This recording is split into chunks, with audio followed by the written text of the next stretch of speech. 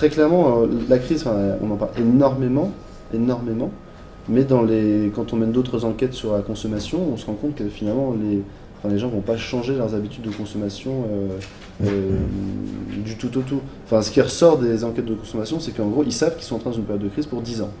Donc concrètement, dans la vie des gens, quand on a une croissance, l'INSEE a publié ce matin, en gros on sera plus 1,5, 1,7 cette année, bon c'est plat, mais c'est pas non plus la crise. Hein. La crise, c'est moins 10% de croissance. Et ça, c'est des périodes difficiles qu'on ne connaît pas. Après, on verra si on connaîtra ou pas, mais 1,7% de croissance, voilà, déjà, ça fait 30 ans qu'on y est habitué, malheureusement.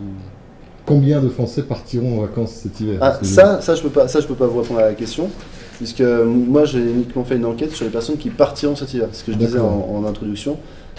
Moi, je fais pas le distinguo, enfin, je mesure pas la part des Français qui partiront en vacances et ceux qui ne partiront pas. Voilà. Bon, ça, c'est des chiffres INSEE qui existent. En gros, vous avez un Français sur deux qui ne part jamais en vacances. Sur 100 € qui seront dépensés par les Français dans le tourisme, vous en avez 25 qui passent par Internet. Donc là, on sent que voilà, ça fait quand même plusieurs années que Internet, en gros, gagne des parts de marché sur tout ce qui peut être distribution traditionnelle. Donc pour le ski, voilà, ce qui ressort le plus, c'est la réservation du matériel de ski en avance. Aussi une grosse appétence pour tout ce qui peut être réservation de forfaits, dématérialisation des forfaits, donc pour être sûr de ne pas payer au dernier moment plein pot.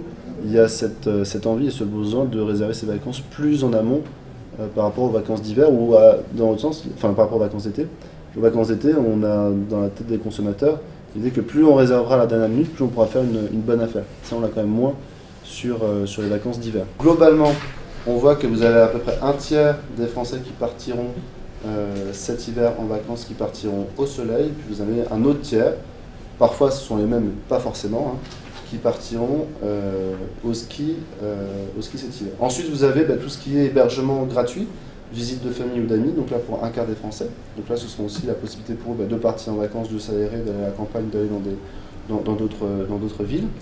Et ce qu'on sent monter, alors pour l'instant ça reste minoritaire, mais c'est les destinations vraiment d'écotourisme, les destinations humanitaires. Là on sent qu'il y a une demande qui est en train de monter. Alors ça reste marginal. Hein. Là encore, je rappelle, c'est des intentions de départ. Vous avez donc 2% des Français qui ont l'intention de partir en vacances cet hiver, qui ont envie de faire de l'écotourisme ou de l'humanitaire. Et on sent que les destinations long courrier de type Caraïbes, Asie du Sud-Est sont des destinations où les intentions de départ sont un peu plus importantes que l'année passée. Pourquoi? On a donc de plus en plus de compagnies aériennes qui desservent des destinations long courrier à moindre coût. Donc c'est des compagnies de type low cost, long courrier, donc type AirAsia qui arrive en France depuis un an maintenant, qui dessert donc la Malaisie, l'Asie du Sud-Est pour 400-500 €. Et puis les compagnies du Golfe qui sont en très très forte croissance, notamment au départ de Paris, et donc qui desservent via des stops sur le Moyen-Orient, desservent toute l'Asie du Sud-Est et les destinations de l'océan Indien.